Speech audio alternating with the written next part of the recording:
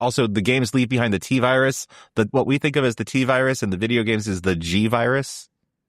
What is the G virus? I don't remember. I don't know, but most men can't find it.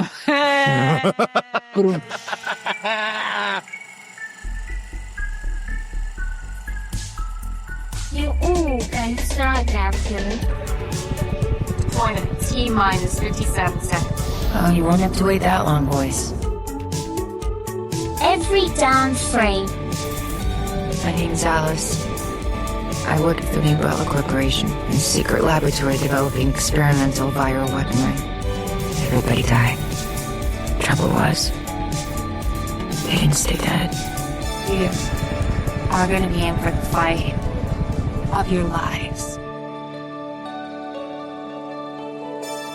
Good thing you like a challenge. So, fast. Here it is. Hi, everybody. I'm Asa. I'm Liz. And I'm Jesse. And this is Every Damn Frame, the podcast where we watch every damn frame of every damn film in every damn franchise that has ever been. No, actually just film franchises that we choose that have at least 7 entries. Yeah. Film franchises that fit into a very specific set of criteria that we have come up with largely to avoid things we don't actually want to do. Except sometimes we will be forced to do things we definitely don't want to do. Yes, that is also true. That is coming sooner than we think. I can promise you that. We are doing this because prior to deciding to do this, we each loved movies. And we will see how long that lasts over the course of this project, because we did make this blood pact that we were going to do it. And we wanted to do it because we really want to take apart, like, what makes a franchise actually a franchise and not a series of sequels, but how does it acquire that sort of gestalt of it is a franchise? And a big part of that is this is a business. If the thing made money, there's probably going to be another one. And if it didn't make money, there might not be, although we will see that sometimes that happens anyway, too. This is such an interesting point in film history in terms of talking about franchises, especially as they become increasingly dominant in this industry. And I don't really have a good follow-up point for that. I just wanted to say those words out loud. Yeah, so we're doing this one movie at a time. We dig into what happened, what didn't happen, between those installments and how things get made. I'm very excited because this is now episode 2, which means that we can now properly discuss the middle part between two things as opposed to just the beginning. What is interesting about this project is talking about how the movies build on each other and are in conversation with each other, and that is hard to do when you've only get to talk about one of them. So now it starts to get good. Welcome to... Except the movies did not start to get good. The movies got substantially worse just now. Which movies? Welcome to Series 1 of Every Damn Frame. And Series 1, we are discussing the Resident Evil movies. Last episode, we talked extensively about how the name of this franchise makes no sense. And it continues to make no sense. The first movie had a house. And so you could be a resident of that house and its underground bunker. You can be a resident of Raccoon City. Oh, okay, I buy it. Never mind. Okay. Complaint withdrawn. The title makes perfect sense. That is not going to work. I mean, I guess it is going to work because it's the most vague. Like, what are they going to be? If they're in a lab, they're residents of the lab. If they're in a forest, are they residents of the forest? Is that the game we're playing here? I have a new theory that somebody is a resident, right? So Resident Evil is a person. So in this movie, Nemesis is Resident Evil. We're talking about Resident Evil Apocalypse, yes, which is the second Resident Evil movie. The Resident Evil movies do not use numbers. They do use, it almost feels like logic. I had a moment where I felt less insane and the progression of the titles made sense to me. And it has, I mean, there is an apocalypse in this movie.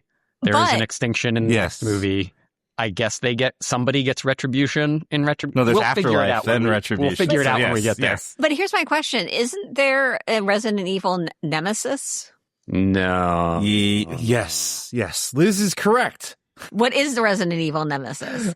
So, for those of you who just blipped in from a time warp prior to like 1994, Resident Evil is a very successful video game series published by Capcom. The first game was released in 1996. There are 9 main installments and a couple of other installments, which are not worth really talking about. The most recent one, the 9th one, Requiem, in the main timeline, was released February of this year. And Resident Evil 3, the video game, is actually called Resident Evil 3 Nemesis. So that's where that comes from. And Resident Evil Apocalypse is largely, I don't want to say based on Resident Evil 3, but the most things from Resident Evil 3 are in this movie. I mean, I assume since it is called Nemesis, that Nemesis is in that game and then is in this movie. Is Jill Valentine in this movie? Yes, Jill Valentine is in this movie. The quantum state of Jill Valentine is that she is always in and not in all Resident Evil movies. Okay, we will get to this at some point, I'm sure, because of who we are, that we will do the Fast and the Furious movies. And one of our favorite things I know from our long friendship with each other is the way that the timeline kind of hops around. Yes, he's going to Tokyo. Yes, exactly. So the Resident Evil video games do this too.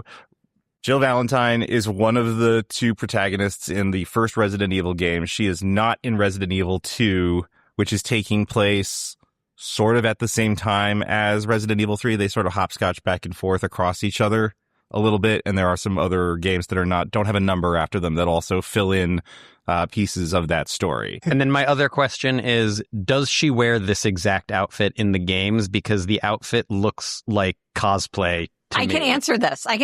The answer is yes.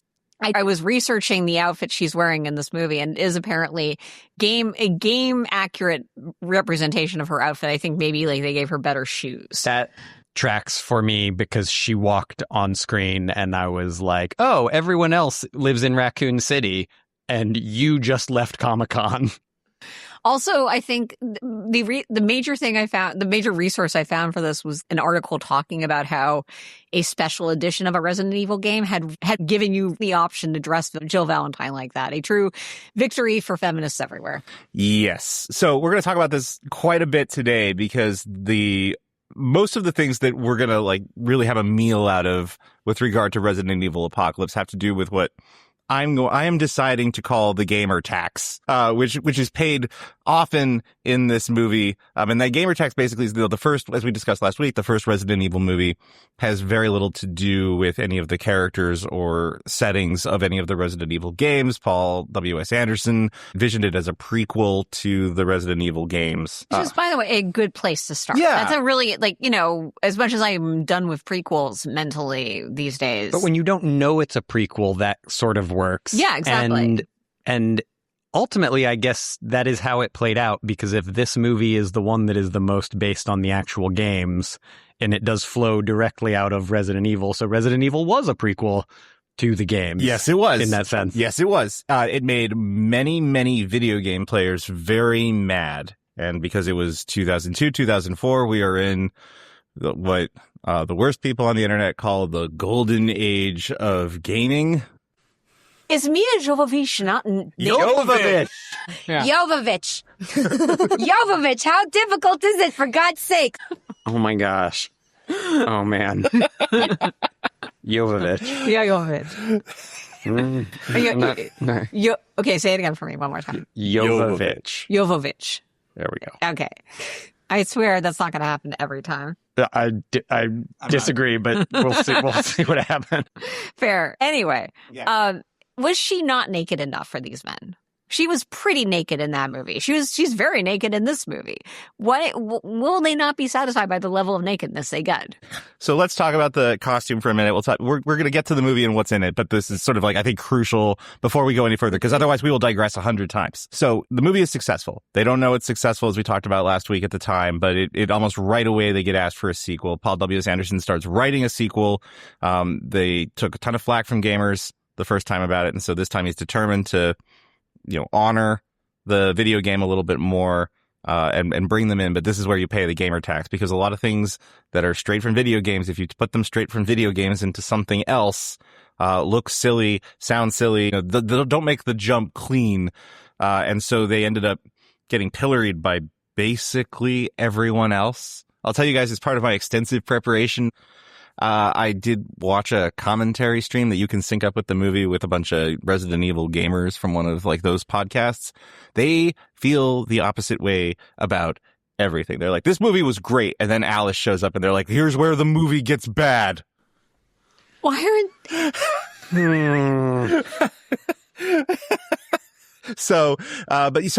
But meanwhile, everybody else is, you can read every other review on the internet from film critics, from film people, from just random people who don't have a long personal tribalized history with these games says, oh my God, this movie's a little bit of a mess. And then Milla Jovovich shows up and all of a sudden everything like starts to like click and feel better. And it feels like a lot more of a movie. So they are at odds. You always end up like paying that gamer tax. As it turns out, you'll see lots of people do it after this.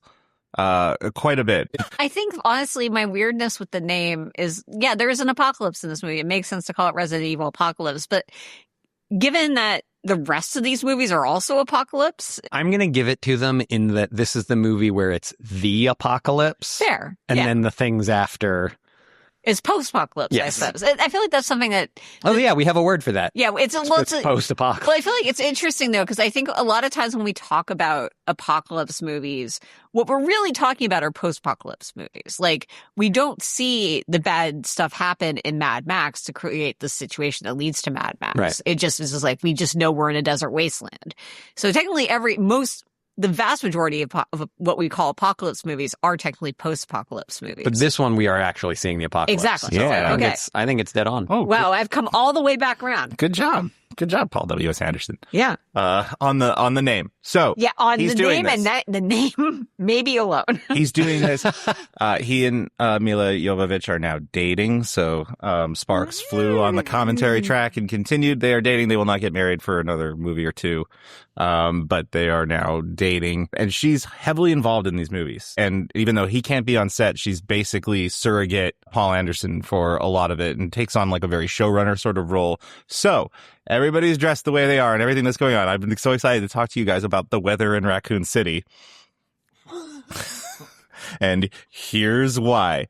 Milla Jovovich correctly deduces that people enjoy looking at beautiful women, and that one of the major flaws of the first movie was that the other beautiful woman was in a bunch of armor the whole time. And so she had all that armor and still got bitten by so many zombies. A whole bunch. So many times.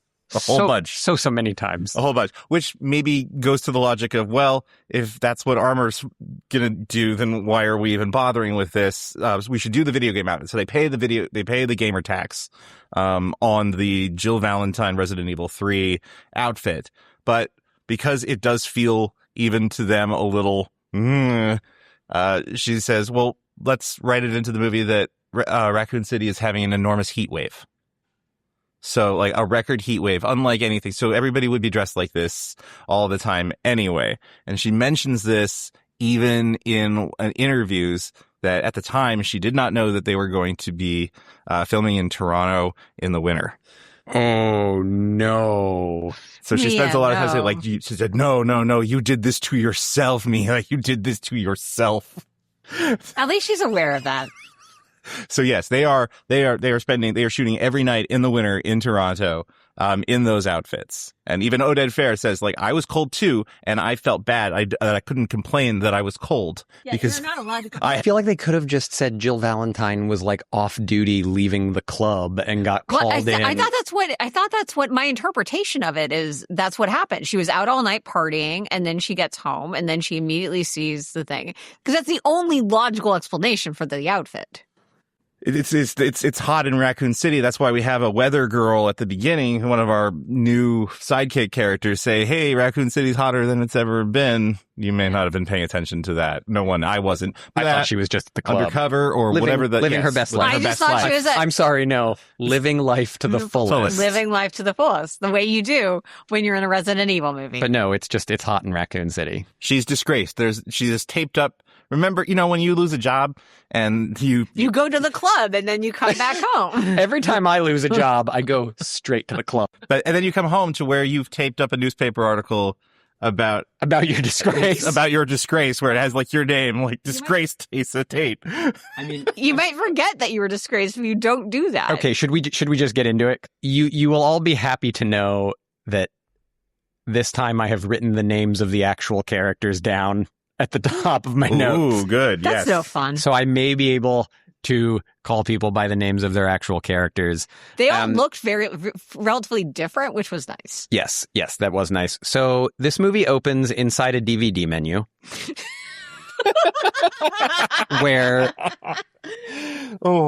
where younger listeners, movies used to have an obnoxious 3D animated menu. Oh, you were God. required to sit through the animation of it booting up. and if you watched this movie on a DVD like I did, you can barely tell the difference after you've hit play. The DVD menu Alice tells us the story of the first movie over some 3D animation and some clips. She calls Chuck, or whatever his name was, an environmentalist, which I don't think is correct. Matt? His name is Matt. I would not describe him as an environmentalist. Exactly. He was an activist, a muckraker. He was trying to bring, he was an activist of some sort. An anti-murder corporation activist, but Which it's is not quite the same. Well, I guess it's kind of enemy of my enemy. Yeah, I mean, it wasn't Greenpeace. It wasn't Greenpeace. Let's say that. We see them go in and reopen the hive, which, as you were fond of pointing out, Liz, seems like a terrible idea. We saw them say they wanted to do it at the end of the last movie, so we are picking up pretty right on to where we left off, or maybe even a little before. Ooh, it's a prequel within a prequel. Yeah. But they are reopening the stupid hive, the whole point of which was to shut down if the train virus got out, and it's out, so just leave it closed, man. They want to know what happens in there. Jason Isaacs says, I want to know what happened in there. Oh, but the man loves trains. Can we talk about what happens between this movie and this movie regarding that particular character? Yes. Okay, so it's delightful because in the previous movie, Jason Isaacs has this uncredited, largely a voice cameo. I think maybe you vaguely see his face, but it's very indistinct. It You could see easily his piercing eyes over the surgical mask for a second. but. Because even Jason Isaacs wouldn't do this movie. I mean, you look at some of the movies Jason Isaacs has done, and you're like, because Paul W. Anderson didn't direct it. Yeah, they're exactly. the buds. They're the buds, yeah. But so instead, they cast Ian Glenn, who is a actor from the British Isles, who most notably was playing simultaneously on TV 2 different characters. One was the tragic Jorah Mormont on Game of Thrones, and the other was this duplicitous newspaper publisher on Downton Abbey, and he was blackmailing Lady Mary, and we hated him. But we loved Jorah Mormont. We thought his love story was all tragic and stuff. So I have a lot of confusing feelings about Ian Glenn. But more importantly, he has been cast into the role of the Doctor, and his character's name is Dr. Isaacs, which is beautiful. It's a beautiful touch. How do you feel about his eyes, though? Less piercing. So they reopen the hive. Zombies murder everyone. That's what you would expect. Liz called it, essentially. Should have been there, Liz. Could have saved a lot of lives. Thank you. I appreciate you respecting my opinion in this regard. And then cut to black SUVs swarming across the city, gathering up sort of the VIPs, the people we need. They find Jared Harris, who is in a wheelchair, so we know he's a scientist. His name is Dr. Ashford. Look at me. I'm going to do it. From now on, I will call him Dr. Ashford. I'm going to still call him Jared Harris. I will try to not call him Moriarty, which is what I call, which is mainly how I think of him. He's worried about his daughter, and they are also sending black SUVs to the school to get his daughter, at the school, which is called Raccoon City Junior School. And I am sad that just like Raccoon Police, it is not just called Raccoon School. So they pick her up. Her SUV gets T-boned by a truck out of nowhere, which maybe is related to the zombie apocalypse, but it's not clear. That might have just been a thing that was happening. Oh God, Jesse's dying. One sec. That was too funny. I was having a quick sip of water, and that was too funny. And now I have the T-virus. Oh. I'll never be funny again. Okay, and back me up here. I mean, I could have easily looked this information up, but the little girl is very much the model for the evil child AI in the first movie, right? She has not opened her angelic mouth. So she's just a smidge alive out on the streets. And now, Jesse, STARS is active. You were telling us about STARS, and we decided, I think, that STARS was not a thing in the first movie. One of many things that from the video game that is in this movie that was not in the last movie. By the way, I just want to flag that one of the headlines taped up on Jill Valentine's wall refers to her as the STARS star.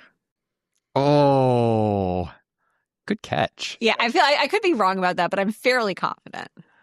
They missed a real opportunity for the newspaper article that she keeps on her wall about her ignominious downfall to be falling stars. Oh, that would have been good. That's a really good headline. So STARS is the Raccoon City Police Department's elite Raccoon Police.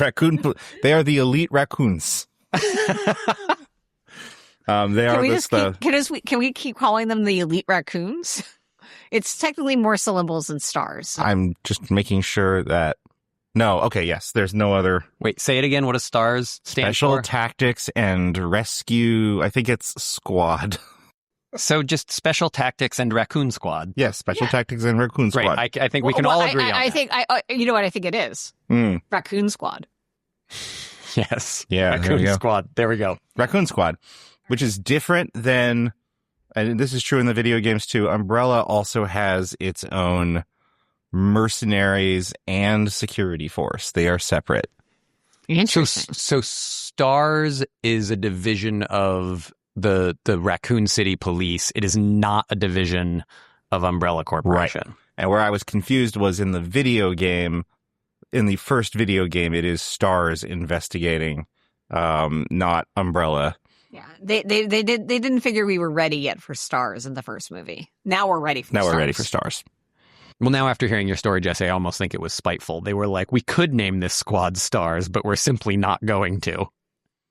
Yeah. When we get to Oded Fair and his people, they are not stars. How dare you call Oded Fair anything but a star? I know, right? A big, bright, shining star. Yeah. When are we going to get to the Oded Fair thirst corner? We're almost there. We're so close. We have to finish the Jill Valentine thirst corner first. Okay. So zombies show up and attack at. Where does Jill Valentine comes in before the zombies attack? Yeah, because there is a Gamertax fan service where you get to see the Raccoon City Police Department as it appears in the video game. But that's when the zombies are there, because she does the very normal thing of walking into a police department filled with confused people, some of whom are zombies, and she just starts shooting people in the head. Yes. And when you say it, it sounds so cool, and when I watched it, it was not that cool.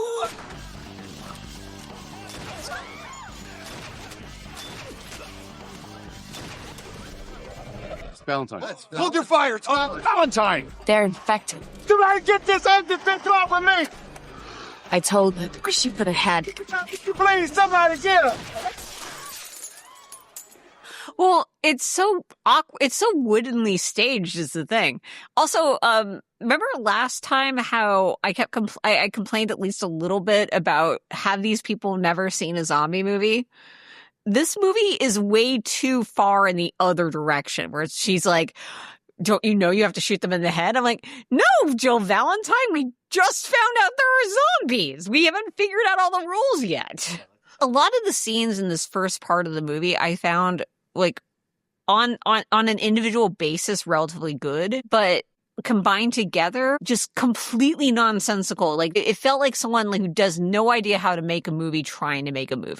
That's a very interesting take on it, because it was directed by a second unit director whose normal job is directing discrete scenes in a movie and not an entire movie. Yes.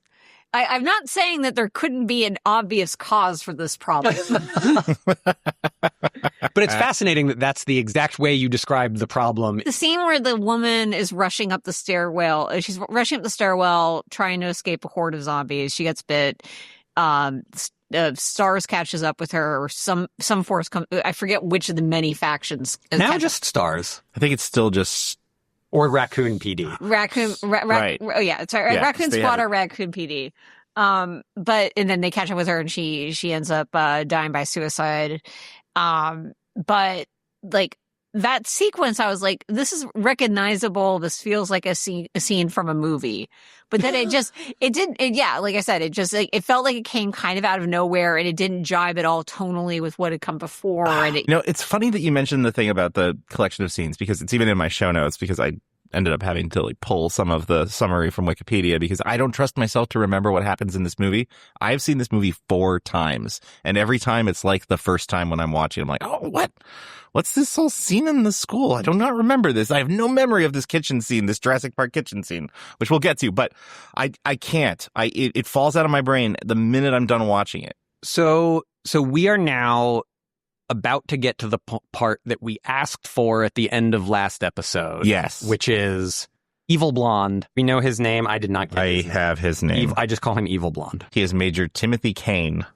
Who is he? Thomas Kretschmann plays. Oh, that guy. All right. Major Timothy Kane. So Major Timothy Kane boots up Project Alice, and we're all rubbing our hands together because this is where we left off at the end of last movie, with Alice waking up during the zombie apocalypse all alone in a lab and pulling tubes out of her brain and wandering out to see Raccoon City destroyed. Great. We got there. This is what we asked for. Now, this is part 1 in this movie of I have no sense of time anymore. Right. Yes. Because when we have all seen this movie before and we talked about it at the end of last episode, we were all like, it takes forever for Alice to show up. Why did the movie make this choice?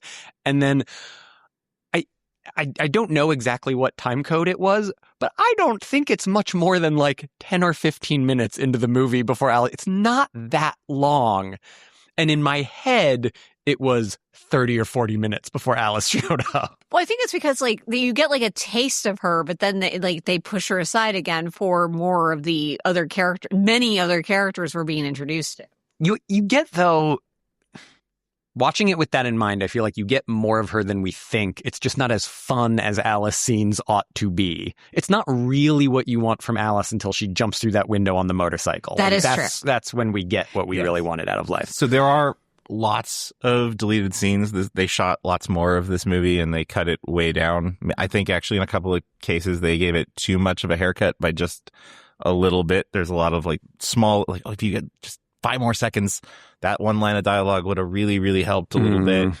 Some of that sense of time is helped. There's a deleted scene where when Alice is doing the wander and Jill Valentine is on her way to the wall to get out, where they do cross paths. She's on her way and she sees Alice sort of stumbling off, like, you know. Oh, interesting. Yeah. So there are some things there that, like, I think help with some of those connections. And yeah, they don't really like move things forward, but they do, I think, help things gel a little bit in your brain if you're trying to follow a linear story. We are existing in the same story right now. Yes. A little bit. Which is nice.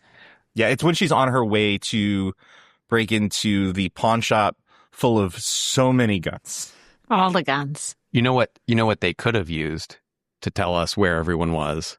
Is a giant 3D model. It's coming. Yeah. It's coming. It's coming. Don't worry. Jared Harris has you covered.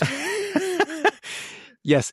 Alice goes outside and we're in the middle of a mass evacuation, and now we get our favorite character in the Resident Evil series, the 3D model of the Hive, which can now also be the 3D model of Raccoon City, where I guess a gigantic wall goes up around the whole city. And when they were showing it on the 3D model, I was like, they just mean a perimeter.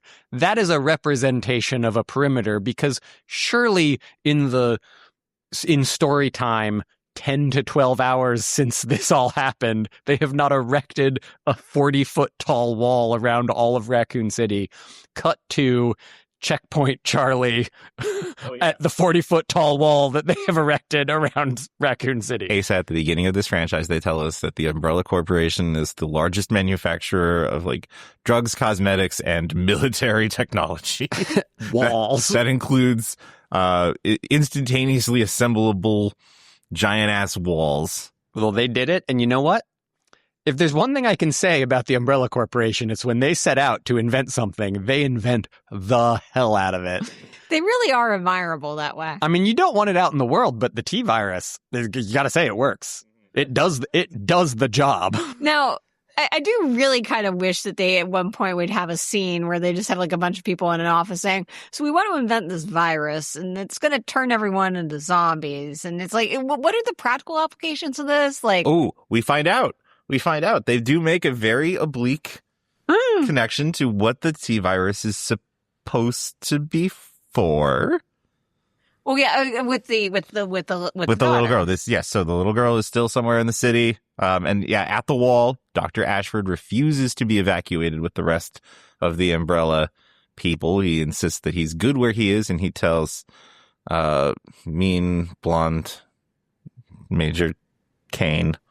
Mm-hmm. Yeah, I got the name right. And he's good where he is. He's just gonna stay here until they find his daughter, and it seems very, very important to find his daughter. This is where we get a fun zombie chase where the blonde lady is about to get zombified, and Oded Fehr is like, I'm not going to let that happen, and jumps out of a helicopter to save her, which honestly was cool as hell. Oded Fehr, first corner. So I did not want us to miss the Oded Fehr first corner. Can we just talk about really quickly how Oded Fehr is an Israeli actor and he is playing a character named Carlos Oliveira? Because that's a beautiful thing. America. Hollywood. This is a podcast, and we're not going to do video on this podcast, but later I will show you what Carlos Oliveira looks like in the video game. How close? He looks like he's in a K-pop band. Is his name Carlos Oliveira in Japan, or is his name is he like just a Japanese character in the Japanese game, and for some reason in America?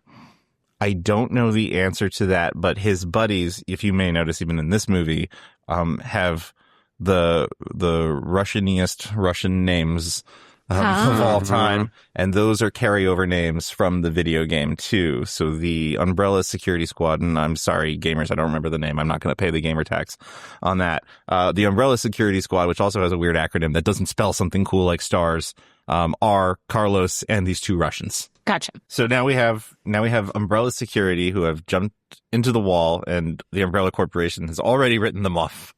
Yeah, we're locked down. We get the classic, like, we're closing the gates, everybody, you're trapped inside. Now we're at the store because Alice has to, with guns, and there's like a brief moment where Alice puts on a super normal outfit, which is very weird.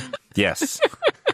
And then she thinks the better of it. It's like she's like, I'll get rid of my hospital gown and put on like a nice sweater and some pants. And then one scene later, she's like, what if I have half pants and like a fishnet midriff? It's like situation. It's like a tan tank top, and then a fishnet overshirt that still is a belly shirt because we are like exiting the 90s and heading into the early aughts. Yeah. So. And when I say half pants, it's not like they're cut off halfway. No. It's like there's a bottom and a top, but not a middle, only on one side. This is my favorite thing. Like, shout out to the costume designers in terms of like a little bit of continuity there. Like, we couldn't quite have the red dress again, but Alice remains in asymmetrical bottoms.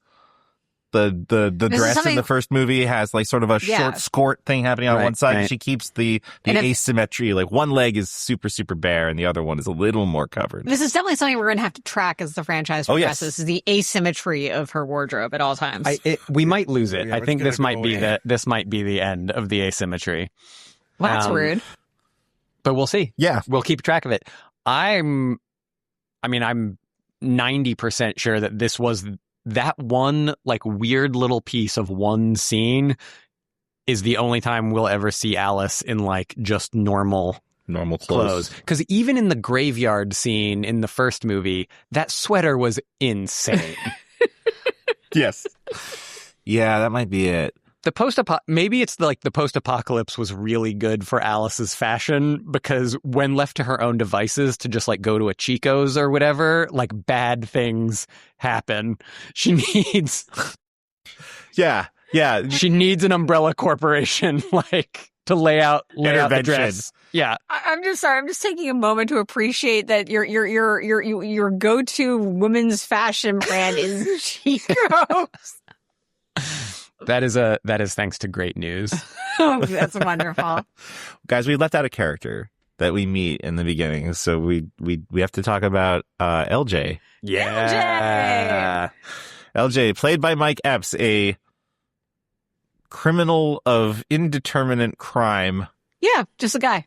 Who, when he shows up, you are almost certain is just about to get eaten, and that's all that is meaningful there. And honestly, I kind of like the reversal. But I also just want to ask you guys, how likely do you think it is that in the screenplay that character was introduced with the parenthetical Awayans or Awayans type? Oh, that's better than that. It is a Snoop Dogg type. Oh, incredible. It was written for Snoop. And it was going to be Snoop until at the last minute he decided against it. And so they cast Mike Epps, but it was written for Snoop Dogg. Imagine this entire movie again now, but that man is Snoop Dogg. That especially, I'm thinking about where it goes later, and that would have been so unbelievably good. That would have been amazing. Why? That man is in Leprechaun in the Hood. Yes. But not this. Not this. Maybe not like this. Maybe he didn't have a good experience on the feature film Bones. I don't know. Yeah. I don't have information as to why. Also, he was he starred in Bones, and I think that was a 2002 movie. So maybe he thought he was maybe playing a supporting character in. That was beneath him. Yeah, I don't know. I can't speak to Snoop Dogg's mindset on this matter, but it was written for him. So he was in and then he was out. So I don't have information on. I was unable to discover why. No, but it was written for him. Mike Epps was a late casting fallback. If you are friends with Snoop Dogg or are Snoop. Oh, yes, please. Please let us know the answer to this mystery. This is 100% true. We need to know this answer. Okay. Yes, we've talked about. I like the character. The fact that he makes it. Should we just say he makes it to the end? He makes it to the end. Yeah. And I found it delightful that he made it to the end, and he gets to be a big boy and drive a new truck. Yeah. Good for him. So LJ's in the mix. This is when we get to the church. Jill, Sergeant Wells, and this sort of unfortunate reporter who just shows up here, I think, just to be bait a little bit. Yes, she is also disgraced. She used to be an anchor. These are in deleted scenes, but yeah, she is now a weather girl. She got demoted to Wait, is she the weather girl from the beginning? Yes. Yeah. Ooh, I did not catch that. Yes. So that is why she's carrying the weather girl doing hard news. That's why she's carrying the camcorder around. This is going to be her redemption. This is how she gets back behind the anchor desk. I like that she had more of a story. That makes more sense. Why she puts herself in such danger. Yes, she is. Okay.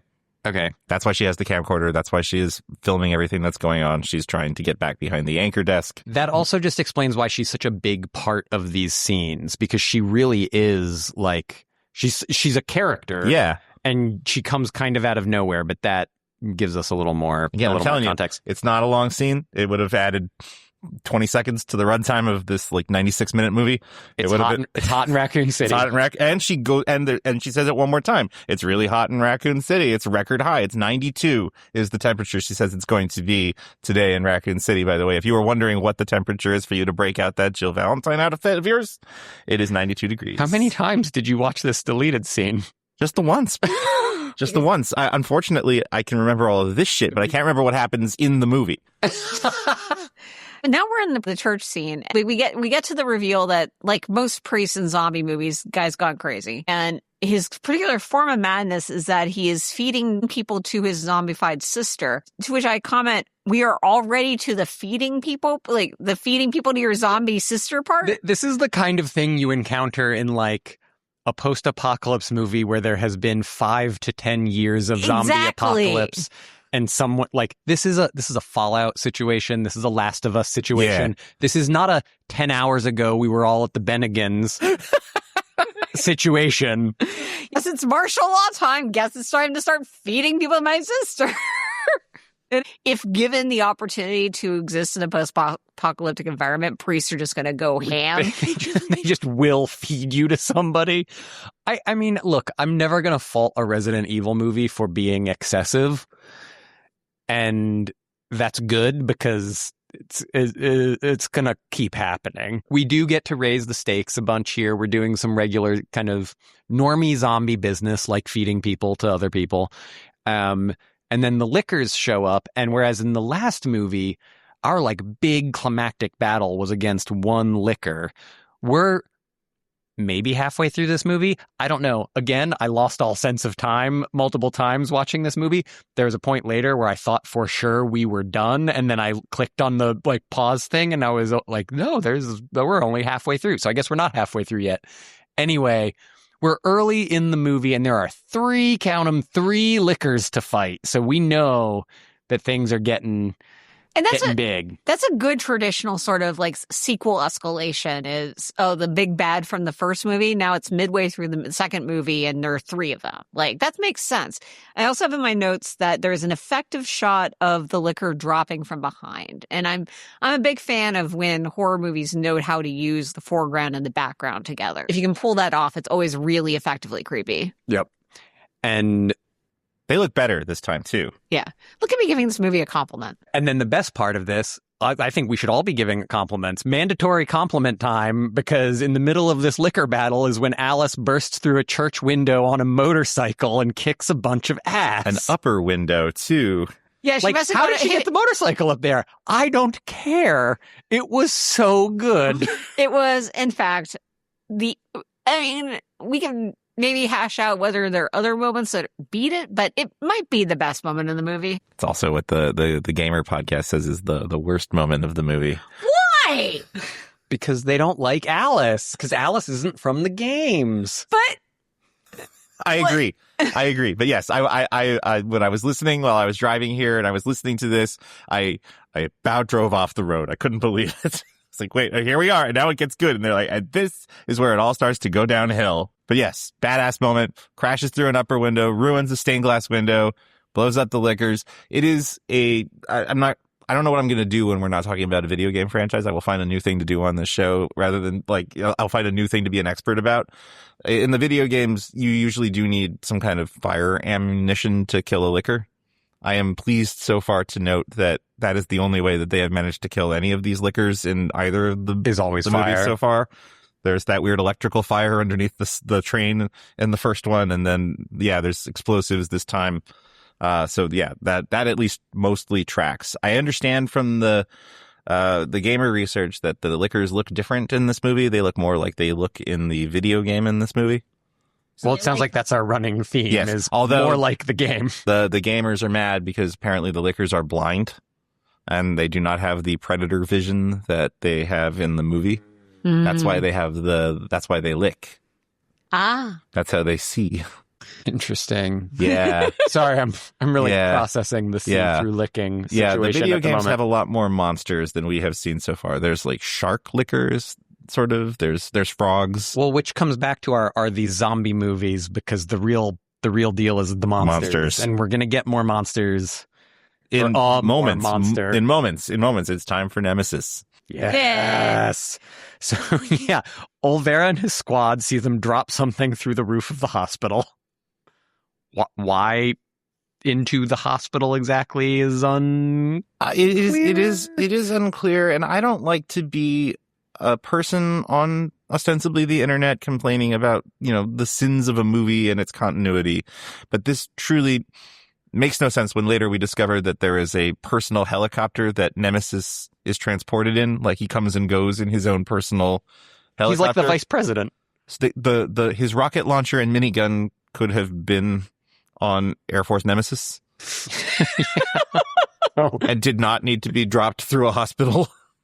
Except that it gives him a mini quest. And I feel like in a video game movie, at least even the villain gets a little mini quest to go get his guns. Well, and importantly, the thing is, it also gives Olvera and his Russian squad a mini quest, because they think it could be radios or something they could use to radio for help, which also, I feel like you've been abandoned by the Umbrella Corporation. Who do you think you're radioing for help? But anyway, that's their plan, is they're going to go in to get this box to see if it's supplies that they can use. Yes. Now, we haven't quite gotten to the point yet where Jared Harris re-enters the story. He is about to. We're doing like a like a Magnolia or something. I don't know why all my references today, or maybe it's just the era of this movie. Paul Thomas Anderson. Yeah. We're introducing all of these characters, and then we just can't wait to see how they could possibly how their narratives could intersect.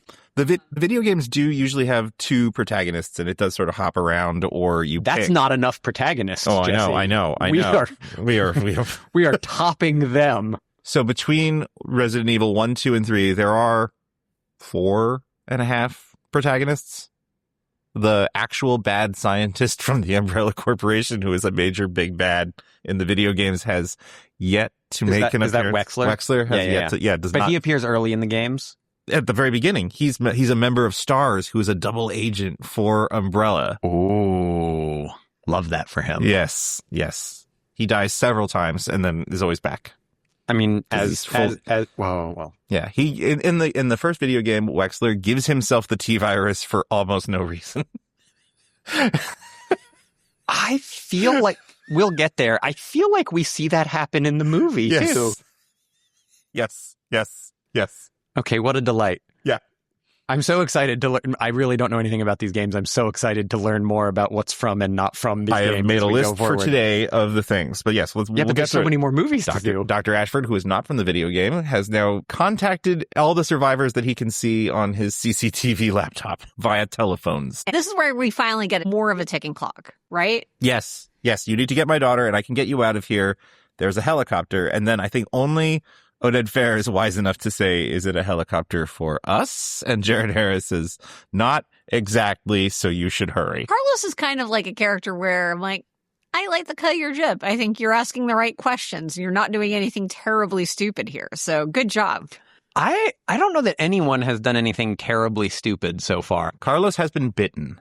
That is by this true. point. And everyone's very clear on the whole, like, we should take care of the problem. Carlos gets bitten in the hospital, right? And then he gets connected with LJ, and that's when they meet everybody else. Because they do see Nemesis. You see Nemesis get the guns. Yeah, they go in for the box, and we see Nemesis. So we should talk about Nemesis. But also, have we passed the graveyard scene? Because I want to talk about the graveyard scene. I don't think we have. Okay. Unless I didn't make any I think that's when they flee the church, right? Isn't the graveyard next to the church? So when they flee the church, yes. I just want to talk about what the hell. Yep. I'm prepared for this. Why are there zombies? Why are there dead people who've been dead for a long time who have no way of being infected by the T virus? Why are they rising from the grave? Please explain, Jesse. In the video game Resident Evil 3 Nemesis, there's a scene in a graveyard where T-virus infected corpses. How? Because in the video game Resident Evil 3, it has not been 8 hours since all of this took place. It has been a long time, and it has seeped into the soil. Okay. And there's a vague, I think, like sense that somehow the hive has started leaking up in a Do you all remember Return of the Living Dead? Did you see that movie? I have not actually seen that one. That's the one where it's not a George Romero. No, that's the Split. It's the other partner. Yeah. And it's like a bright green mist that turns everything into zombies. And I can see I can feel a version of the T-virus that kind of operates like that bright green mist, where it's in the air. The mist. You're doing a really mist seeps into the grave. They say it in the first movie. It's protean. It changes its form. But I know if that's true, then everybody in Raccoon City already has the T-virus. It's so dumb. It's because it's the gamer tax. It's in the video game, and the gamers were like, "Hey, man, that's an RE3 scene. Way to go! What a good nod." But it's so dumb. It's the gamer tags. Yes, it is dumb. It is dumb. In the commentary track, Paul W.S. Anderson's producer Jeremy Bolt, I believe I have that name right too, says that he played the game that Anderson played the game for a year, and then took all of that knowledge and put it into the script and made it dumb. It doesn't make a lick of sense. I have that note. I have that same note, Liz. Thank you. I have that same note too. It doesn't make a lick of sense that long dead corpses are now crawling out of the grave. It's a video game scene. It's the graveyard scene. People are excited for that. So listen, you guys, in this otherwise immaculate film, we had a brief interlude where two specific things didn't make any sense. They dropped Nemesis's guns out of Air Force Nemesis into a hospital for Nemesis to go retrieve, and long dead corpses came back to life. But now Nemesis has his guns, and those corpses have all been re-murdered. So we're back to everything making perfect sense. He has his long black leather duster Nazi coat. Yeah, let's talk about Nemesis for a minute, because this is I'll do him the favor now that he has become a horrible monster of calling him by his actual name. This is Matt. Right? That was his name. It was Matt, yes. Yeah. Yay! It was Matt. This is Matt from the first movie, who they sent off to Project Nemesis, which apparently is not as good as Project Alice, all things considered. It doesn't seem like it goes great for Nemesis in the long run. There's a whole dialogue line with it. We had two different competing areas of research. There was Project Nemesis and Project Alice. Weird that they didn't call it Project Matt. Honestly, also, Violet's like, what? It feels like their intent was already to make him not be Matt anymore. Well, it's like one team is like, we're going to create a horrible monster out of a normal human man. The other team is like, we got this hot chick and we're going to make her like more hot. We're going to shave a little bit of her head. We're going to shave a little bit of her head and give her more guns. They give her some powers too. They give her some powers. They do her some things. Yeah, but it's like these are two very different strategies, and I'm very curious about the management style involved here. They named her project after her, so I feel like there was a subject forward approach for the one manager. Yeah. This might be a question getting ahead on the franchise a little bit. And because please do remember, this is the last of the movies I've seen. It's all open territory for me going forward. We get a big declaration of my name is Alice in this film. Well, when she says that, I wasn't sure if she was claiming her identity as the person she is now after all of these experiments, or if her actual legal birth name is Alice. I got the impression in the first movie that Alice is not her name, but it is a pre-experiments, that is her cover name. Just wait. Yes. So Ashford is watching them on the CCTVs. Yes. He contacts them. He gives them the ultimatum. Now we have a ticking clock. There's a nuclear bomb that's going to drop. You got to get to the chopper, but you're not getting on that chopper without my daughter. So the first thing you have to do is rescue my daughter, and then I will tell you where the chopper is so that you can escape the bomb. Not on my chopper without my daughter. They do tell us that the bomb is 5 megatons.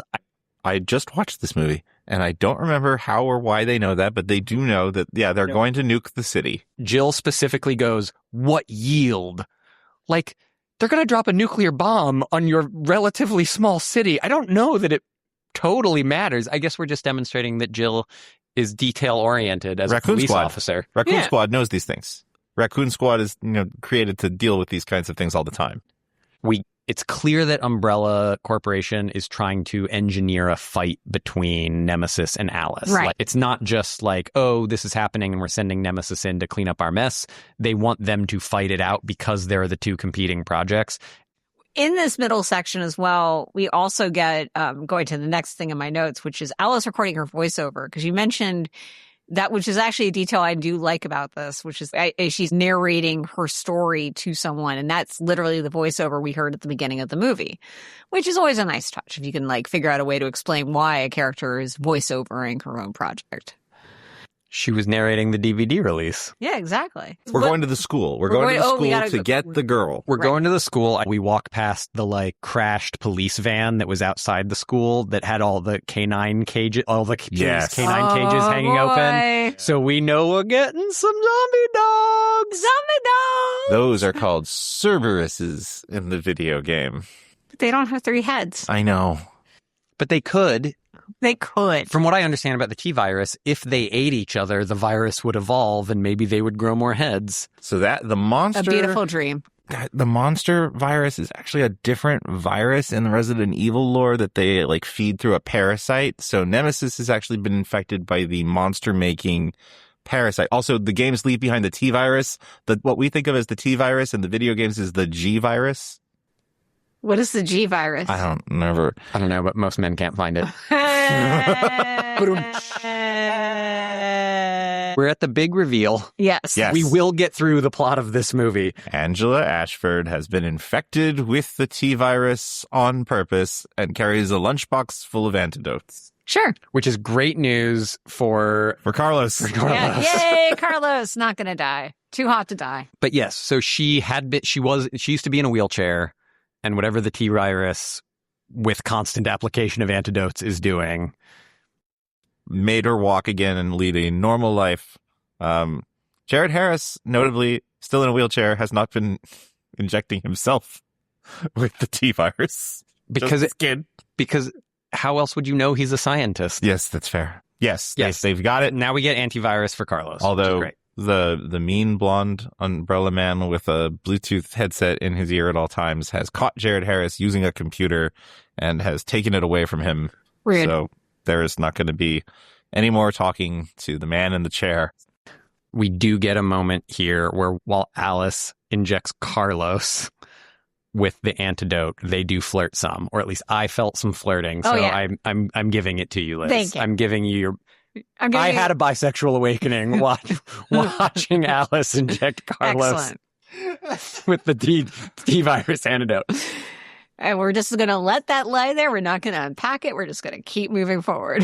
Yeah, we'll call it my 75th bisexual awakening. That sounds like a pretty decent lo-fi indie mumblecore movie.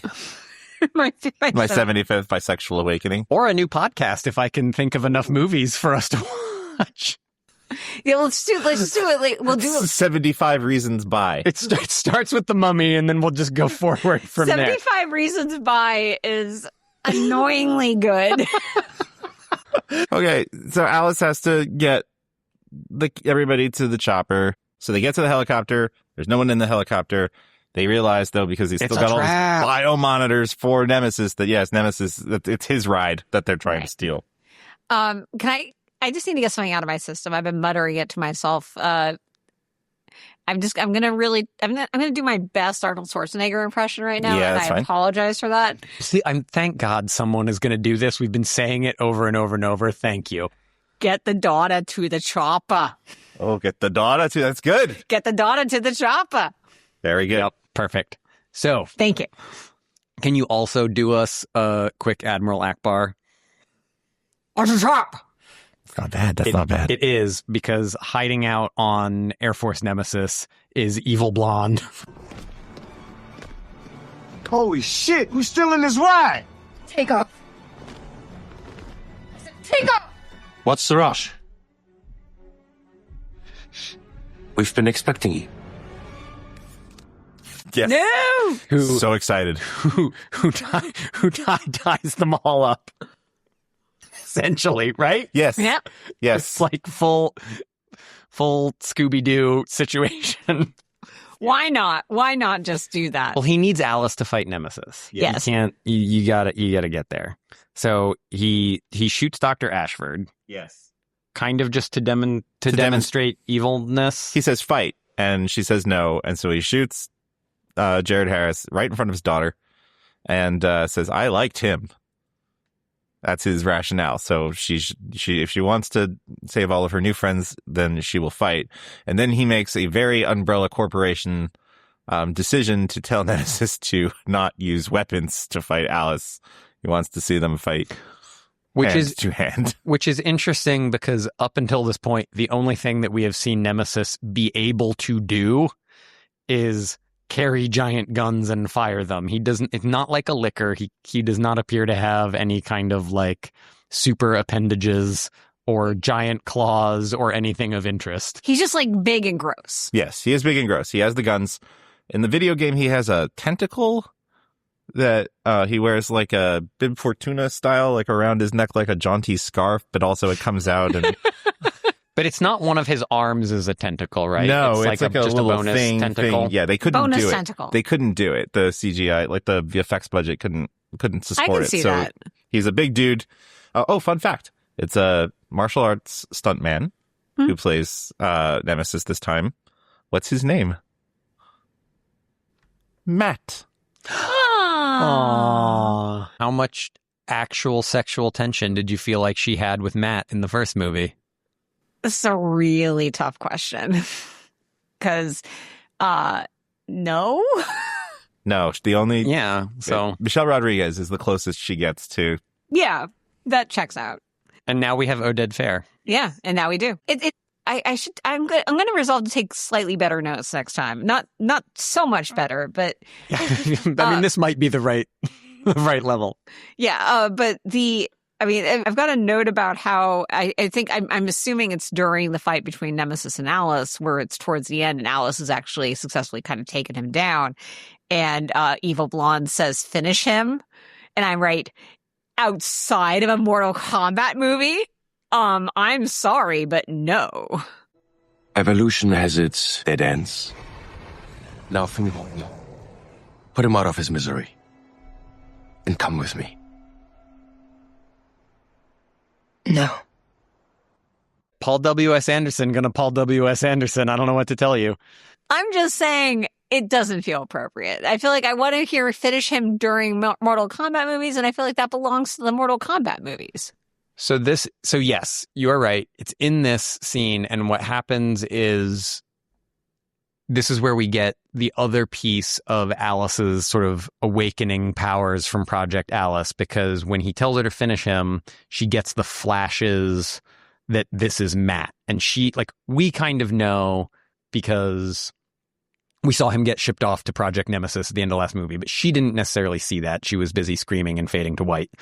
And so now she knows that this creature is Matt and has this slight psychic connection to him. So she refuses to finish him, which I think in a movie that held together better and felt more connected to the first movie would have really landed emotionally. And it doesn't quite. It works as plot to get us there, because then what happens is Nemesis and Alice team up to fight Umbrella Corporation, which when I say it sounds cool, but in practice it feels like nonsense. There's a close-up of his sad blue eyes, and then she makes the connection. So they escape. Yay! They escape. Yay! The bad guy is defeated. They throw the bad guy out of the helicopter. They fly the helicopter. The nuclear bomb goes off over Raccoon City, annihilating Raccoon City. Evil Blonde does get eaten specifically by the Dr. Ashford zombie. I liked that. I do like nice. that, yes. Good detail. And then in the explosion, there's a knife that comes at the little girl, but Alice saves her heroically. Gets stabbed by the flying knife. And then 3 weeks pass, because why not? Why not? A lifetime in Resident Evil world. But yes, we get to the wrecked helicopter, led by Liz's favorite character, Dr. Isaacs. Yeah. They don't find anybody else, but they sure do find Alice's body.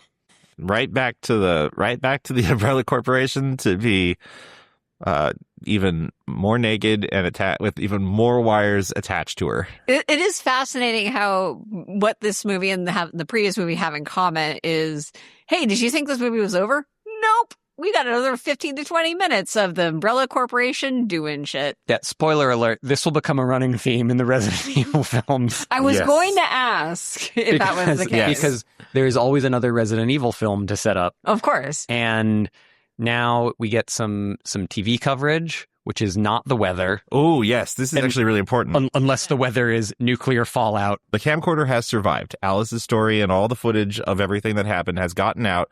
The news outlets originally run zombie outbreak in Raccoon City and all the Umbrella Corporation cover up, and then the broadcast shift, and all of a sudden it's Carlos and Jill Valentine are dangerous terrorists who have perpetrated a hoax. Do they actually use the word zombie at any point? Ah, shit. I gotta look it up. I don't think they do. Okay. Outbreak. I think they do say outbreak. Praised outbreak. Yeah. They dismissed the footage that got leaked from the poor reporter's camcorder as fake news, and the Umbrella Corporation has successfully covered up yet another fun operation. Meanwhile, Alice is down in whatever new exciting bunker they have in her Bacta tank or whatever. As she loves to do, she fights her way out of her Umbrella Corporation science tank, and uses mind powers to brain murder the guard that is watching her exit on the CCTV. Thank you, because I was like, did she kill him with the powers of my mind? Yes. Oh, for sure. Yes. Like she can kind of see him reversey through the camera because she looks into the camera and then his like nose starts to bleed and he dies. Excellent. Yeah, it's like a Scanners situation maybe, but we know she's got the brainsies. The brains. And then when she gets outside, we see Valentine, Carlos, and LJ. Angela. Oh, yes. And LJ. Yeah. And weirdly, Angela all pull up in like another black SUV and be like, we're secret agents. Let us in. Everything's fine. This little girl is part of our secret agent squad. It shouldn't work and it doesn't work. But Dr. Isaacs is like, yeah. Let him out. This is the plan. It is an Umbrella Corporation plan to let her escape into the custody of her friends. And not a single person says anything to the effect of, boy, that was easy. And I'm sure that the next movie will make total sense of everything that just happened. Well, because then we find out that she has a camera in her eyeball or something. She has her eyeball becomes the Umbrella Corporation logo for a moment, her iris. And they say, oh, yes, now Project Alice is really started. So they have a plant inside the resistance. The environmentalist resistance that was started by Matt in the first movie. Good grief. So the Raccoon Squad at this point doesn't exist anymore because Raccoon City doesn't exist anymore. I mean, I would say that our friends that just drove away in the black SUV are the Raccoon Squad now. Yes. There must be some kind of larger resistance, or else why would Dr. Isaacs feel the need to, like, infiltrate them? Yeah. The Resident Evil games are full of groups of 2 or 3 people saying, we're going to bring down the Umbrella Corporation. And then the other one says, you bet we are. And that's how multiple Resident Evil games end. But it's always like 3 people. Which was kind of Matt's deal. It was like Matt and his sister had decided they were going to infiltrate the Umbrella Corporation, and that ended up ending the world. It's never a big group. It's not good. I'm not going to blame them for ending the world. It was the Umbrella Corporation's fault, but their moves did not help. I can't find the scene. The script's original ending had Alice escaping from Umbrella on her own via greater use of telekinetic powers before meeting up with just Jill Valentine. They shot half the scene and then rewrote it because we all wanted to see what happened to everybody else. I'm sure, we want to see Oded Fair. I do want to see Oded Fair. So I'm looking at our show notes. We've covered a lot. We have. Mostly because we've been talking for an extremely long time. We have. I have a few commentary notes. There are 3 commentary tracks on the DVD. That is so many commentary tracks. Whomst is on the commentary. Paul Anderson is on 2 of the 3 commentary tracks. He and the producer Jeremy Bolt have a long, sort of very good commentary track where they also talk about their politics, which I do want to talk about for a minute. The funny track is the cast track. So it's Jovovich and Oded Fair in a room together, and they are having the best time. To what degree do you think they might be enjoying some sort of a mind-altering substance? Well, here's a quote. And Fair, I remember we used to help us with the acting techniques and so on, we used to play Dog Day Afternoon every day. We would watch Al Pacino and learn how to do movies. During the filming of Resident Evil 2? Milla Jovovich responds, is that how you had that gay tough guy thing happening? I'm so confused. There's a lot of back and forth, roasting, giggling, but the best part is... I'm just going to go ahead and say, though, that Liz called it as a bisexual movie. It is, and she's picking up on it. Poor Sienna Guillory is not invited to that party, but they do ask her to be part of it, and they're cutting her in. So unfortunately, she believes that she's supposed to do a good job, and so she's talking a lot about her craft and about serious sort of things, but it's just intercut with the 2 jokers in the back of the classroom goofing it up and calling each other names and wolf whistling at characters.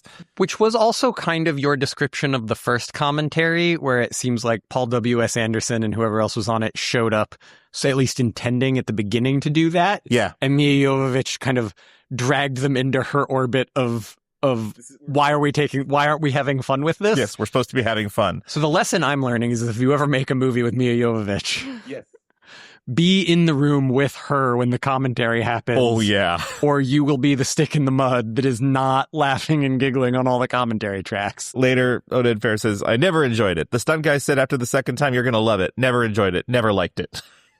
You know what? Was he talking about Any a of the- particular stunt? Any or- of the stunts, basically, they talk about it quite a bit.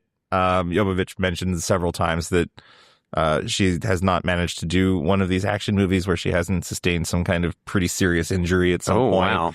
And that it's just part of it. She's okay with it, but yeah, she goes down pretty hard in the church scene and just misses something and has like a moment or two. Has she, like, I mean, I feel like in the movies we have covered thus far, which is to say the first two, has she sustained any sort of extreme physical injury during the filming? No, but she does mention that some of the bruises on her in the first Resident Evil are real. Makes sense. Okay, cool. So other commentary notes. The politics track. In particular, this movie's 2004, so A chill time for American politics. chill time for American politics. The ending of this movie, you can hear about it a lot, but the ending, I think, for me personally, hits really differently in 2026 in terms of, this movie says, hey, there's video evidence of a bad thing happening, and everybody can see it, and then immediately the broadcast switches to the people who leaked this are the bad people, and the corporation and everything else. Everything is fine, and don't believe your own eyes. That was about the Bush-Cheney White House. Oh, sure. No, I mean, At the time. it was the era of weapons of mass destruction that would justify our invasion of Iraq. I think it's amazing though for 2004. This is pretty ballsy. Because they would have been writing it in 2002, 2003. Yeah, we were still very on board. Liz, you and I graduated from USC in 2003. Our commencement speaker was the president of the academy at the time, who made one oblique remark that maybe the Iraq War wasn't a good idea, and everybody in the Shrine Auditorium booed him. I have no memory. really? I have Yes. no memory of that. I did not know It about erupted into boos. It was the craziest moment. I think about it all the time now. Because Especially like a bunch of college students. a bunch of college students. I mean, have no memory of this whatsoever. that we were still in a very America fuck yeah kind of situation at the time. There was a lot of questioning and all that, but Hollywood in particular, or anyone, a celebrity saying, what, I think this is bad. Things have changed is all I'm saying. I think it's kind of remarkable that this was again, this is a action movie. It's not Wag the Dog. It's an action movie that's supposed to make a bunch of money, and they took a really big swing, and not only that, but signed their name to it on the commentary track. In a big way. I found it the most surprising part. I totally forgot that was part of the movie. So I did want to mention that. Oh, sure. In particular. But yeah, the cast commentary is the good one. Later they talk about the video game thing and about having to bring more of it in. The producer says, yeah, we needed to make money. Just mentions. And they did. Yeah, let's talk about that. So, they make a lot of money. I have it down here. It's 129 worldwide. Yeah, which is up from 102 million for the first one domestic. But I mean worldwide, excuse me. But again, only 51 domestic on a 45. Yeah, it's a 45 million budget. Reported. So if you not looked good. at just domestic, you'd be like, that's a flop. Or maybe not a flop, but barely going to recoup. Yeah. But then, boy, that worldwide just takes them over the top. For people who don't follow the entertainment industry business side that closely, the rule of thumb is 2.5. You multiply budget by 2.5, and it needs to make that back to break even, at least these days, in terms of marketing and splitting with the theaters and everything else that goes into it. So that's not by itself good enough, but it is good. They make way more money than before. The critical score is a 19% on Rotten Tomatoes. That's a net -17 from the last one. Metacritic stays about the same. And the audience score stays a B. People like this movie. They give it a lot more money than they gave the last one. So it's the worst movie, says almost everybody, but it is the more successful of the movies so far. Should we talk about our expectations? For those of us who have seen this movie before, which is all of us, how do you feel about it in your history of watching this movie? I guess I technically liked this time. I liked it better this time than I did the first time. But the first time I watched it, I hated it so much that I put it on a list of the 10 worst video game movies ever made. So by that estimation, it improved slightly. I would say similarly, I've seen this movie 3 times now. The first time, I definitely hated it. The second time was part of an all-day watch of all 6 Resident Evil movies in one day, and it was easily the worst of them, but also by the end of that day, my mind was so fried that I don't know necessarily what I thought of it. And this time, despite losing all sense of time, and at one point when Jared Harris told them that the helicopter was going to take off in 43 minutes, I wrote in my notes, "Oh no, oh God, are there 43 minutes left in this movie?" Yeah. I also wrote at the end, even when this series is kind of terrible, I think I love it. So That's beautiful. I have a place in my heart for Resident Evil 2. Oh, that's beautiful. What about you, Jesse? I think it improved slightly for me this time. Let's all watch it again and see what happens. No, I don't need to see it too much more. I definitely, the first time I saw it, I hated it. It was one of the most pronounced declines from one to the next that I could remember at the time. I think I watched it the second time. It was probably a video, like carving pumpkins. He used to do like pretty intricate pumpkin carving, like 3 movies worth of intricate detail. It was a good, like, don't have to look at the screen kind of thing, but I also like sort of regretted that time.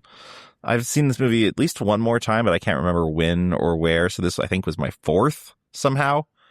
I have a problem where I forget if I like something or not. And so then I'll watch it again. And, I managed to, I have very rose-colored glasses about like certain things at the past. And so I'm like, maybe this time it will be good. And then you're like, what have I done? What have I done in Spider-Man 3?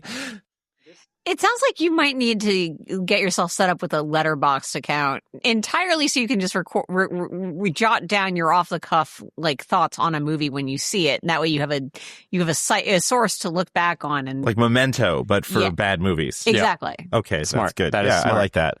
I will do that this time. Yeah. But yeah, so it has improved slightly, I would say.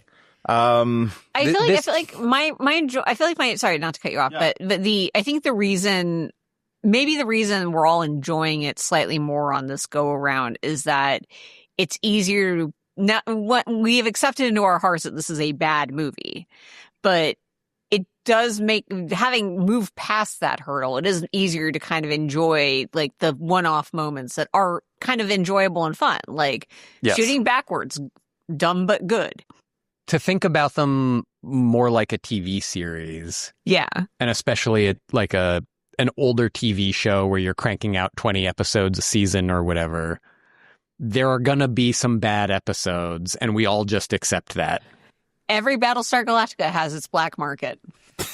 It's gonna happen. Yeah. I would say this is a good movie to put on with no audio during a college party. Ooh. Yes. That is a good, we're having a good party. Just, it's on in the background movie. There's good the visuals are all incredible. Weird shit is happening. Yeah, and in the background, and you make sure to program it so it's on repeat, and that way, like every hour and a half, if someone just shouts, "She's going through the window again," and everyone just turns and looks and watches her go through the window again, and it's cool. Let's do our superlatives, and then we'll talk about expectations for the future and where we think the franchise is or what makes a franchise. We'll get very existential right before we say goodbye. Okay, cool. All right. So best outfit. Currently that spot is occupied by the red dress. So now this is Alice's best outfit. So you have a new option, which is, I wrote sexy mesh army surplus. You know what? The thing about the sexy mesh army surplus was that objectively I find it ugly, but unobjectively, I kind of was vibing with it. I was like, I kind of like the mesh effect. If you've got those abs, show them off. Judged on its own terms, it somehow works. Yeah, but it is not better than the red dress. Yeah, I will agree with you on this. I will agree. Red dress survives to round 3. Red dress is going to be hard to beat. Yeah. I don't think graveyard sweater is going to be beaten either. Yeah, Alice's worst outfit, graveyard sweater, is still the... Okay, is graveyard sweater better or worse than the, one shot she's in that other outfit? I feel like that other outfit is so unmemorable. Graveyard sweater was at least like a look with a W. I don't remember either of them, and so now I feel like we're drifting further and further into I could be talking out of my ass. So I'm actually going to abstain from Alice's worst outfit. Yeah. I mean, look, she wears some like wild outfits through this series, but I feel like wild is never going to be the bad thing. It's when she's wearing Chico's Urban Menopause collection that things get bad. I know, that's a great news. In case we're just cutting immediately to this. So we just rewatched the whole sequence where she tries on the pants and the shirt. And we've concluded that it's not that she changes the outfit entirely. It's that she adds a bunch of crap on top of the outfit that she originally put on. So I guess we're sticking with graveyard sweater. Yeah, I think so. Later, graveyard sweater survives. Graveyard sweater survives. By the time they're on the bridge, she's got a hole or part of her jeans are missing. But it explains why like it's just kind of like her upper thigh is exposed. Yes. She's got the skirt on top of the Yes. Cool, great. All right. Best sidekick. The spot is currently held by Kaplan from movie 1. Oh, who did the computer? Yeah, Kaplan was great. We do love Kaplan, but I do I'm gonna call Carlos. I think. Does Carlos actually do anything that makes him best sidekick, or is it just because it's Oded Fair? He jumped out of a helicopter. I'm not going to fight you guys if you want to go with someone else. The first 3 times I saw this movie, I really didn't like Jill Valentine at all. She grew on me a little bit this time. Was it her voice? Did her voice seem like higher than it should be to you? Like she had like a very girlish voice, I thought. And I'm not saying that's a bad thing. I feel like, I'm not saying girlish is pejorative. I just was not anticipating. Sienna Guillory studied the video game very, very closely and is, again, because it's a Japanese video game and, there's an anime voice element to it. But not only that, but it's in the featurettes. They all talk about how impressed they are that she mimics the weird little hip wiggle that the video game character has. So you're painting a real mind picture for me right now. And it's that in between takes on Resident Evil Apocalypse, Sienna Guillory is in her trailer watching Resident Evil 3 and mimicking hip wiggles, and Oded Fair is in his trailer watching Dog Day Afternoon to become more aggressively gay action hero. Likely with Jovovich, it sounds like they are both trying to learn how to act by watching Al Pacino. Beautiful. No notes. No notes. Okay. That's what broke Asa. I feel like they did it. It worked. Yeah. Cinema. So best sidekick. LJ, Carlos, Angela, Jill join the contention spot currently occupied by Kaplan. Jesse, where do you land? Because if I was going to replace Kaplan with anyone, it'd probably be Carlos. It sounds like you said if you were, it sounds like if you were going to replace Kaplan with anyone, it'd be Jill. Asa is the one who hasn't quite given his opinion. My instinct is to stick with Kaplan, but I'm willing to be. No, I think if we don't have it, if we don't think anyone can beat Kaplan, no one can beat Kaplan. Kaplan does actual useful things that affect Alice's trajectory in a positive light, and no one else has done that so far. Congratulations to Kaplan. Kaplan survives. This is bad. Best action sequence is currently occupied by the laser murder hallway. Well, nothing in this movie is going to... No. The Nemesis fight, the church fight, the school fight, chased by the helicopter. Nope. Oh, God. Most ridiculous overall moment is currently occupied by kicking the dog in the head in slow-mo. Okay, you have a couple of options here.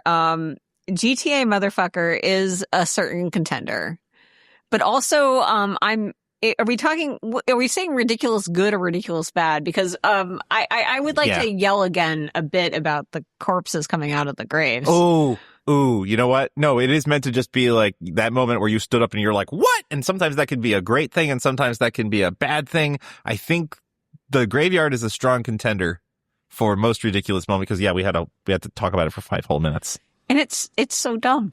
Yeah, I'm gonna say that we. Asa, do you have any? I don't think I have any other contenders. I'm willing to go with that one. Yeah, I feel like if this movie should make its mark on the superlatives in any way, it should make its mark in this. It's most ridiculous overall moment feels like a good place for it to do that. Okay, cool, great. Best thing that's from the game. Currently, we said the best thing from the game is Raccoon City. which This is Raccoon City's. This is Raccoon City's last chance to hold on to that one. I think the thing is about we can keep it Raccoon City, acknowledging that they did in fact evolve the concept of Raccoon City a lot more. We got to see more of it. No train. No train. Yeah. Nemesis, Liquor 2, Jill, Carlos are all viable things that are from the game. Jill Valentine from the game. Yeah. Jill Valentine's corset top. All right. Yeah. Okay. So are we saying, no, hold on, wait. Now this is important. Is the best thing that's from the game Jill Valentine or Jill Valentine's outfit? Okay. Also interesting. I'm going to go ahead and say it definitely should be one of those things and not Raccoon City. I feel like in the first movie we chose Raccoon City almost explicitly because very few things were are from the game. game. Yes. That's fair. I guess honestly, I would probably say what I probably should have suggested before, because I did mention that I really like all the Umbrella Company touches, corporation touches, and maybe it's the Umbrella Corporation. Maybe that's kind of all encompassing though in a big way, and I feel like maybe let's save that for down the line. Element from the game. I would go either Jill or Nemesis, and while I see like at a broad level liking Carlos more, nothing about Carlos says to me I am from a video game. Yeah, that's whereas fair. Both Jill and Nemesis are from a video definitely from a video game. I would be up for supporting the idea of Nemesis if the answer to this question is yes. And that question is, does Nemesis return in any of these movies? Nemesis is, I do not believe so, conclusively destroyed in this movie. Okay. In that case, I would vote Jill. Okay. All right. Yeah. I like it. All right. Jill Valentine gets on the board, and it is Jill Valentine, right? Not Jill Valentine's clothes. Yes. Okay. Best thing. Wait. New nomination for most ridiculous. Oh yeah. Ooh. Jill Valentine's clothes. Okay. Actually, let's bring it all together. Jill Valentine in that outfit, walking into a police station, just shooting people in the head. Okay. Hold on. Wait. That might be the most ridiculous. I'm changing my vote. Jill Valentine shooting up her own police station. Jill Valentine shooting up her own police station dressed for the club. In stilettos. She gets the boots later, but she is in stilettos in that first bit, I think. Yeah. Best thing the movie's made up is currently occupied by the Red Queen. I don't really see. I don't see anything. Nothing in this movie was better than the Red Queen. No. Yep. Our favorite monster is currently the Liquor. Could be Nemesis. Let's put Nemesis in here. I like the Liquors better than Nemesis. Okay, they got them tongues. Yeah, sure. Liquors survive. They do. That's like their whole jam. Yeah. Best music we gave to Slipknot last time. I have no memory. What's the credit song? It was a big deal at the time. No, but I'm saying what I was saying is I have no memory of the music in this movie. Me either. Unfortunate. I will say I have a music fact. One of the zombies that one of the Stars people shoots very early on that's coming for them is the guitarist from Evanescence. And it's like he's a fan, and so he's there. And so you do get to see them shoot the guitarist from Evanescence. Oh, that's straight in the head. That's so mid-aughts. I can hardly handle it. That is your mid-aughts music moment, but that has no effect. Slipknot's going to hang on to it for a little bit. This category will make sense later because there is good music coming. Oh yeah, there's good music coming. I would hope there would be at least music that I remember existing. This is one of the movies from this era where there is a soundtrack album full of songs that are not in the movie, but feel like they could be from the movie. It's just like a good new metal mixtape. Sure, but I'm not going to count that because it's got to be in the movie. Fair. Every damn frame, not every damn CD. The most out of left field thing so far is currently occupied by James Purefoy's 1970s espionage scene. Okay, this is where the graveyard goes. Oh yes, you're right. Yeah. Okay. Because that makes it. I understand if you feel really committed to making a zombie movie, sure, but it makes no sense within the story logic you've established. Yes. All right. Thread we most want to see resolved currently is occupied by where did Alice come from? I guess it evolves now to what is Alice's new deal? Like, why is she being embedded with the nice people of the Resistance? Yeah, I now need someone to explain to me what is Project Alice and what is the purpose. Not what is the purpose? What is the intended outcome? Actually, what is Project Alice is probably the Or more importantly, what is the resistance? Like, what is this new organization? I think Jesse's right. It's 3 guys in a trench coat. Yeah, it is. It has that level of organization. It's 3 people in a room who said the Umbrella Corporation has to be stopped. Yeah. Best cliffhanger in the series is currently the end of the first movie because there's only one. And that's still a better cliffhanger than this. Yeah, absolutely. Yeah, I agree. I don't think that's going anywhere. And then finally, who was living life to the fullest? Jill Valentine. It was Jill Valentine. It was definitely Jill Valentine. Jill Valentine is living her best life nonstop. She's like, I'm going to... She's shooting up police stations. She's rescuing little girls. Yeah, she's doing great. Jill Valentine's on this list 3 times. We really like she really made an impact. I think she was one of the few interesting things to cling on to at this movie. For a character that we almost studiously avoided talking about in the recap. Yeah. Yeah. Okay, so where do we think this movie's going from here, Liz? Well, I would assume that we're about to understand more about the resistance and get like in deep with those folks. But also that doesn't feel like a compelling setup for a Resident Evil movie based on my extensive knowledge of this franchise, which is to say based on having seen these 2 movies. So I don't like in my head, that makes sense. That feels like the next logical story point. And I feel like it's going to be really funny if you guys don't tell me how wrong I am. And I just get to yell about this in the next episode one way or the other. That is the plan. I think yes. Poker faces here about what the third movie is about. Yes. But that is my assumption, but also my skeptical assumption because clearly the Umbrella Corporation has to get up to some shit.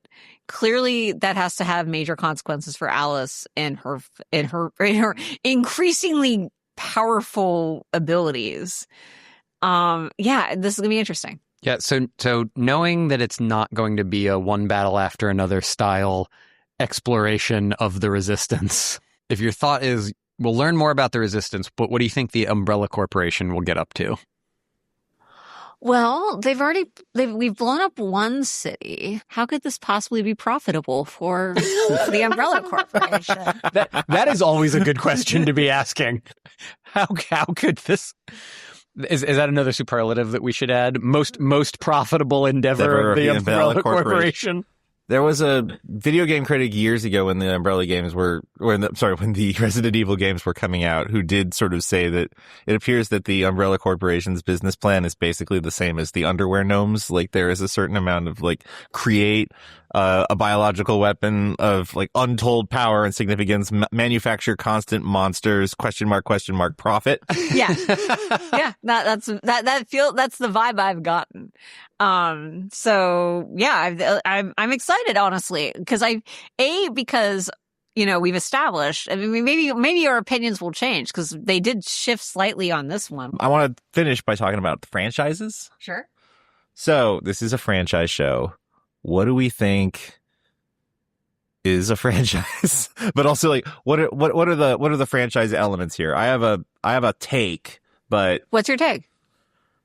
I think from the meta in particular, just in terms of how much of this turns out to be Milla Jovovich is like personally driving this forward. There are interviews where the director of this movie said that she saved it in terms of holding it together, her just unbridled enthusiasm. When you watch the interviews and the commentary, it's very clear that the nudity is her idea, and not just the sexy stuff, but also just the amount of like physical punishment that her body takes during these movies. She clearly loves it. She's clearly having a good time even in the commentaries. I feel like it is her that is sort of holding all of this together more than the video game characters or anything else. I think it's really hard to have these movies without her. Right. Well, she does in fact star in them. But I think if she were not to be a part of them anymore, I don't think there would be 6. I think in a what's a franchise question, mm-hmm. I think maybe what you're digging at is that there's a level of passion from the creators or a creative force on it mm-hmm. to keep it carrying that makes it sing.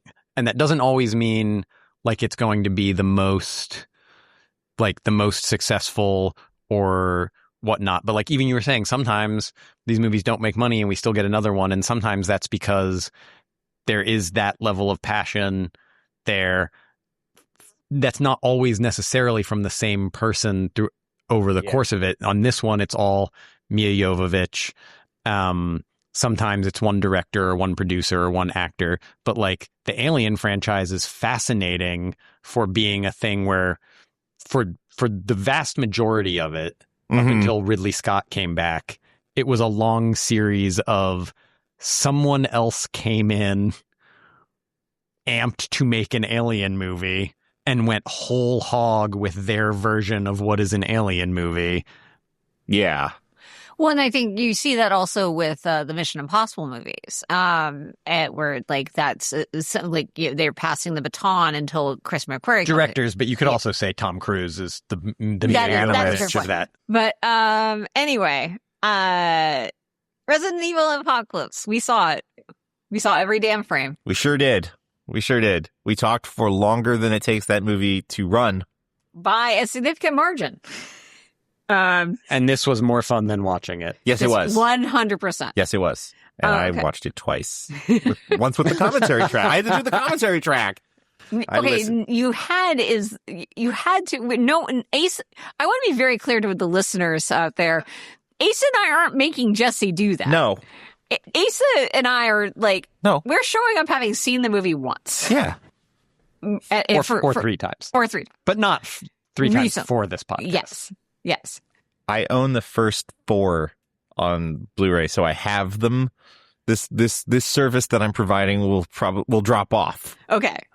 And not if I buy you 2 more Resident Evil movies on Blu-ray. Oh boy.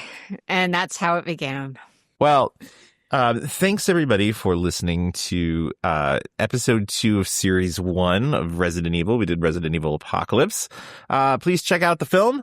Enjoy it as much as we have if you like, but definitely also we would appreciate a review, a rating. Instead of a review, you could share a time your fashion was as workplace or situation appropriate as Jill Valentine's was. Please do, share that information. And I don't, but do you guys have things to promote?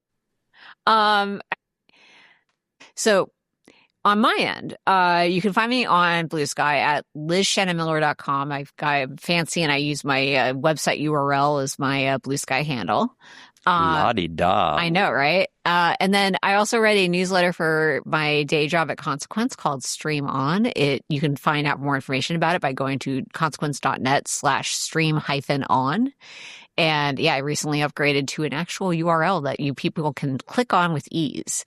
But you can find all the past issues there and learn how to subscribe and even see the cool things that celebrities have recommended in the past. I have been on Instagram slightly more at Jesse R. Vigil, where I have been putting the small one-of-a-kind electronic games that I have been building there. So that's kind of a place to see my other sort of hobbies. And then I'm currently writing a serial on Royal Road called Dumpstat Everything that I'm having a lot of fun with just as an experiment in 21st century publishing. And then I'm on Blue Sky, Jesse V at bluesky.social.whatever. Yeah, I'm Asa Tate at bluesky.social. Nice. And our links and all that will be in the show notes as well. So until next week when we do Resident Evil Extinction. Is there an extinction of that one? Oh, yeah, Liz. In your what might come next. Oh, yes. Does it give you any hints to what might come next? There was an apocalypse in Resident Evil Apocalypse. So I'm guessing, I guess there's going to be some sort of extinction in Resident Evil Extinction. What will be extinct? They go back in time to the age of the dinosaurs. The panda. Zombie dinosaurs. All right. That's a great place. I'm going to leave there. Okay. Bye, everybody. Every Damn Frame is recorded in Los Angeles, California, and researched, produced, and edited by us, 3 adults with full-time jobs. You can find show notes, blog posts, and of course every damn episode of Every Damn Frame on our website at everydamnframe.com. And please follow us on Blue Sky and Instagram. We're at Every Damn Frame. We're also on YouTube.